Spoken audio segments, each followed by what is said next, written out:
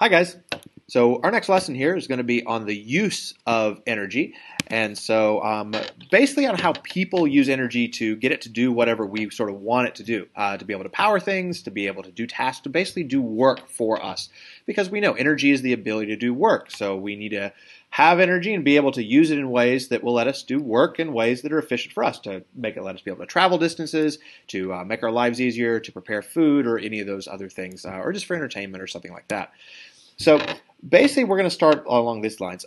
Human beings use energy by directing it into usable forms in order to do work. And so if you don't have your notes yet, this should be the use of energy by people notes, then go ahead and pause this video and get those notes. You can either download them online or I've given you a copy on paper. But basically is that we take energy in whatever form it is and we try to direct it into a usable form, because when it's in a usable form, then we can actually do something with it. And so we do that to be able to do work. Now, how exactly do we go about that? How do we direct energy? Well, we know this. Energy can't be created and it can't be destroyed. So that means we can't make our own energy. We have to get it from, we're going to solve the environment. And so we'd say energy that's used by people is taken from the environment. And so there are really sort of two things that we're looking for here. So we're looking for places that energy is, we'd say, naturally concentrated.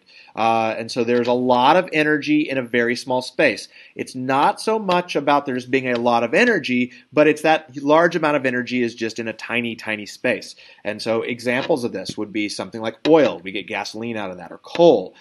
These are things that have a lot of chemical energy that's in a relatively small space. We would say it's concentrated. Sunlight is a spot where energy is highly concentrated. Fast-flowing rivers and wind. The reason why Iowa has so many wind turbines is that on average, Iowa has one of the highest average wind speeds in the country. And so that means that linear kinetic energy, that wind, is highly concentrated here. And so that's the reason why we have so many wind turbines in this area. Now, so we're looking for it to be naturally concentrated. So two things are going to make a difference in that. One is going to be the amount of energy. Okay, and so if I have energy in a certain space, obviously a source that has more energy in that space is going to be more useful than one that has less energy in that space. And then the second bullet point for these factors that matter for an energy source are going to be basically how much of that energy we can extract. Because just because it has a lot of energy doesn't necessarily mean that we can get at it. Sometimes there's a large amount of energy somewhere, but we can't get at it. One of the things that Albert Einstein discovered is that matter, things like, let's say, this calculator, actually contain an enormous amount of energy that's bound up in the mass itself. But we really can't get at that energy very easily. The only way to do it is through a nuclear reaction, like an atomic bomb or something like that. And that's really difficult to do. And so as a result is that it does matter how much energy we can get out of it. Not just how much it has, but how much we can get out. So two factors that are going to matter here. How much energy is concentrated in that source of energy and how much we can get out of that source of energy. So we're going to say this. When energy flows in a system to reach a more stable state, which we know that in an uncontrolled system, energy always wants to try to reach that more stable state, what we can do is we can direct some of that energy into usable forms. Effectively, what we're doing here is we're creating a partially controlled system. We're only letting it be controlled in certain ways and letting it be uncontrolled in other ways. So energy can move freely in some ways, but we restrict it from moving freely in different ways. So when energy flows to reach its more stable state, it only goes into the more stable state in a form of usable energy, something that we as human beings can use, and not in the form of an unusable energy. So if we start off with gravitational potential energy, this calculator has gravitational potential energy when we drop it, is that we can let it flow freely in a way so it goes into, say, charging a battery, but not into, say, thermal kinetic energy, which is not all that it's an unusable form, or into sound or something like that. So you could think of it a little bit like a grocery store. Now, grocery stores want you to buy candy because they make a lot of money off of it or whatever. And so they put the candy next to the checkout aisle so that you have to go buy it in order to leave the store. Now, they don't really keep you from not moving freely in the store. You're basically free to move around the store however you want to, but if you want to leave the store, you have to go buy the candy. And so whenever we basically try to get usable energy out of something, we do just that. We let the energy go free, we let it be in an uncontrolled system, but we somewhat control it, so it has to get out in a certain way, and it has to turn into the types of energy that we want it to turn into, and that's how we direct it into usable forms. So the second thing is that the more unstable the energy starts off, so the more unstable state the original energy is in, the more energy we can extract. Because remember we said that we want to have concentrated energy, we want to have a lot of it to be able to use it, and we want to be able to extract a lot of it. And so we're looking for the energy to be highly unstable, and the more unstable it is, the more energy we can get out of that thing. So an example of this would be a watermill. And so this right here is a watermill, and so this is when we first started settling this country. Is that one of the things they looked for? Was they looked for fast flowing rivers, and they built mills at spots where basically the water went over like waterfalls or had rapids, and we can even see that in some of the names of the major cities in Iowa. Cedar Rapids. They built the city around a place where there was a lot of energy available, and so the rapids of the Cedar River. And so we're going to do that because if the water is basically at a rapids or at a waterfall, it's going down a steep slope. And when it goes down a steep slope, then the water moves quickly. It has a lot of linear kinetic energy. And we're going to try to extract some of that energy to do things that we want it to. Like, for example, to run a mill to be able to grind grain into flour, or a sawmill to be able to saw logs or something like that. And so one of the first things that they would do then is that after they had sort of started building the initial mills, is that they would build a dam. And so when you build a dam, the water is going to build up behind that dam, and so that's going to increase the potential energy of the water because it's higher. It's more against the gravitational force. And so that means we've concentrated more energy there. So that's going to be a better source of energy for us. That's why we build dams on places like mills here. But the second thing is that it makes it a more unstable state, is that the water behind the dam really wants to get to a more stable state. It really wants to go down, and so it's going to fall over the dam like this. And so it wants to do that a lot because it's highly unstable. But the trick is this. If you look right over in here, you'll see this little sort of orangey type long thin thing. This is called a mill race. And so right now the mill race is up. They've got this little thing here. But if they put that down, this is actually the lowest spot the water can take. And so the water starts off with this really high gravitational potential energy up here. But once we lower that mill race, what's basically going to happen is the water is going to try to flow through the mill race to reach a more stable state. It's the easiest way for the water to reach that more stable state because this spot is lower than the rest of the dam. And so the water is going to flow through the mill race, and then once it flows through the mill race, it comes out the end, and the only way for it to escape is to turn onto the water wheel. And so when it turns onto the water wheel, it's going to make the wheel turn, and then that wheel can turn to be able to do the work that we want it to grind the grain, to saw the logs, to do whatever we want our mill to be able to do. And so by forcing that water to reach the more stable state by going over the water wheel, we can turn the gravitational potential energy the water starts off with into rotational kinetic energy as it rotates the wheel, which then can be used to do work. And so that's a way that we can basically do those two things we talked about to get this highly concentrated but highly unstable energy, but we let it only be uncontrolled. We let it be uncontrolled, but only sort of in certain ways, only so it can get more stable in the way we want it to get more stable. Now, this is what we did sort of in olden times, but we still do similar things today. For example, one way that we make electricity is through dams like this. And so for those, we use sort of a different bit of technology. And so modern dams are much, much taller. So this is the Hoover Dam on the Colorado River on the border of Arizona and Nevada. And so the water builds up much higher behind this dam, so it has a lot more concentrated gravitational potential energy. But what we do is we only let it out in a certain way. And so if we look at a cross section of the dam, you can see there's sort of a hole in the back of the dam with a pipe. And so we only let the water get to a more stable state by flowing through that pipe. And when it flows through the pipe, we make it so it has to go by a turbine. And so when the water flows past the turbine, it makes the turbine spin, and that turbine now has converted the gravitational potential energy of the water, first into linear kinetic as it tries to get to a more stable state, now into rotational kinetic as it spins the turbine, which then turns a generator, which creates electrical kinetic energy, flow of charges that then goes and makes electricity. And so we only let the water get to a more stable state by spinning our turbine. And so that's how we turn the gravitational potential energy of the water into a usable form, electricity, that we can get to do just whatever the heck that we sort of want it to. Now, here is a bit of a problem that sometimes you might run into. Well, we said we want the energy to be unstable, but what if it's already stable? Well, the more evenly the energy is spread out, then the less energy we can transform into usable forms. Basically is that if it's already in a stable state, we can't get anything out of it.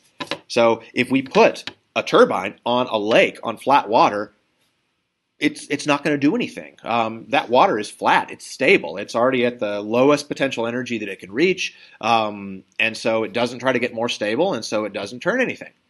In the same way, if you have like a power outlet, where you have little plugs that you stick in there, each side of that plug has a different electrical potential energy. One has a low electrical potential energy, one has a high electrical potential energy. So when you plug something in, the electricity wants to flow from a high potential energy to a low potential energy to get to a more stable state. But if you basically have a dead outlet, they're both at the same potential energy. You plug something in, nothing happens. The energy is already at a stable state, so it won't flow through it, and so it doesn't power whatever you've got plugged in. In the same way, if you have two objects that are the same temperature, you put them together, no heat will flow. Is that they're already in a stable state, and so as a result, there's no flow that happens there, and so we can't really get it to do any work. So if the energy in the system is evenly spread out in a stable state, no energy can be transformed into usable forms, no matter how much energy you have. You can have a huge amount of energy, but you can't transform it into a usable form if it's already evenly spread out. So a problem that we run into whenever we're trying to turn energy into a usable form is the fact that anytime energy changes forms, some always turns into unusable forms. And remember, we can't get around that. That always is there. But if energy is changing into unusable forms, then that's energy that could have gone to usable forms and is now not available for us anymore. And so, some is always still turned into these unusable forms. And so there really are two things that we can do to try to keep it from turning into unusable forms, or to minimize that. It's still some is always going to turn into unusable forms, but we want the smallest amount as possible. So the first one is this. We want to minimize friction, air resistance, and other forces that convert things to thermal energy and sound energy and all those other unusable forms that we really don't want. So that's going to be your first bullet point there for minimizing energy loss. And our second one is that we want to keep our systems as closed as possible. Remember, a closed system doesn't let energy in or out, but an open system allows energy to leave. So if we have an open system, then the energy that we're trying to turn into usable forms leaves and it's gone. It's turned into other forms that we can't get to. So we want to keep it as closed as possible to keep that energy in our system so that we can turn it into usable forms. Now, a couple ways that we can do that. So minimizing friction. This is probably the big one if we really want to keep energy from turning into unusable forms. So number one, don't let objects touch.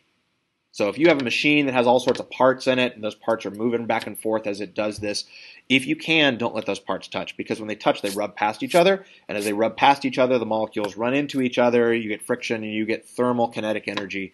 And thermal kinetic energy, remember, is one of our unusable forms. You've lost some of your energy to that unusable form. It's transformed into it here. So one way we can not let things touch An example of this would be in Japan, they have maglev trains, magnetic levitation trains. Basically, they use magnets that cause the trains to literally float above the track. And so when the trains go, they're just hovering over the track as you do that. And so since they don't touch, there's less friction, and so they lose less energy to unusable forms, thermal kinetic energy. But we can't always do that. Some parts of things have to touch. In a car, we can't just have the axle just be not touching the transmission. It just has to be, those parts have to touch there. And so what we do is we will basically use a lubricant. And so if you use a lubricant like oil or grease, that reduces the amount of friction because they're slicker. And so then we have less friction and we reduce the loss of energy to thermal things. So to minimize friction, don't let your objects touch, and then if they have to touch, use a lubricant to keep them from losing as much energy to thermal. Another one that you can do is if you have something that's moving through the air, then you want to make those objects more aerodynamic. That's the technical term, which basically means the air flows more smoothly over them.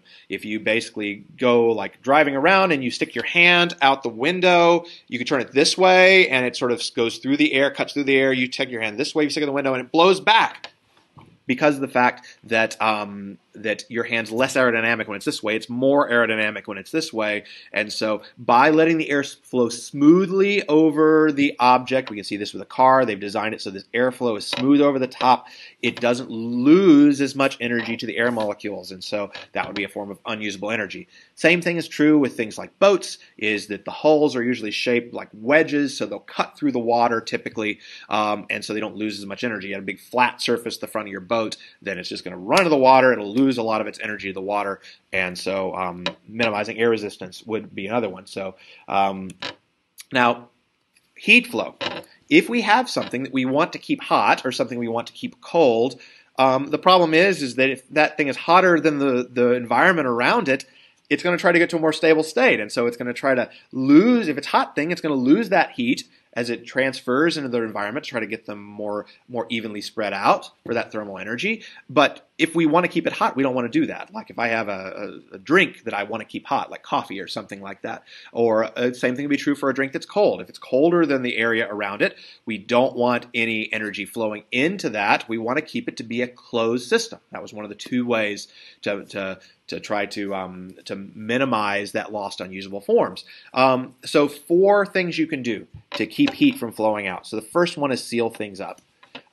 So right here, this is called a thermos. We have a hot or cold liquid inside, and so basically it's like a hydro flask. And so if you want to keep the liquid inside cold or keep it hot, if it was started off hot, you want to make sure you keep a cap on it. Is that if that cap's not there, then some of those hotter molecules can leave, the faster molecules can leave, and as they do that, they take thermal kinetic energy away from it, and then it loses that thermal kinetic. Another thing, you want to use materials that don't conduct heat, so they don't let heat flow through it. Remember, heat can transfer by 3 ways. Conduction, where it touches directly. Convection, where the hot things move away and physically move out of it. And radiation, where it gives off light, like infrared light, that it loses heat through. And so we want materials that don't conduct heat. So that if it's hot on this side and cold on this side, is that that thermal kinetic energy, it's really hard for it to move through, and so for it to be able to escape. So like styrofoam, we have styrofoam cups oftentimes, and so those don't conduct heat very well. Or we wear coats that are big, thick coats with sometimes, if we get a really fancy, nice coat, you might have it out of like goose down, which is a material that doesn't conduct heat very well. So that thermal energy stays inside without going outside, or stays outside without coming inside. So a next one, put space between the objects at different temperatures, because if they're not touching, it's harder for the molecules to transfer heat. Because if they're touching, the molecules, the hot molecules are moving faster, hit the slow molecules, and they make the slow molecules start moving more. But if we keep them separate, the hot molecules can't really touch the cold molecules. And so in a thermos like this, like a hydro flask, it's actually got an empty space between the liquid and the outside of the bottle, where it's made of glass and they've sucked all the air out of it, so that this side of the bottle doesn't touch this side. There's empty space, there's a gap between them. And so because of that gap, they call it a vacuum here because it's just empty space, that it makes it so it's harder for heat to flow in or out, harder for thermal energy to move. And then the last one is make your surfaces reflect light.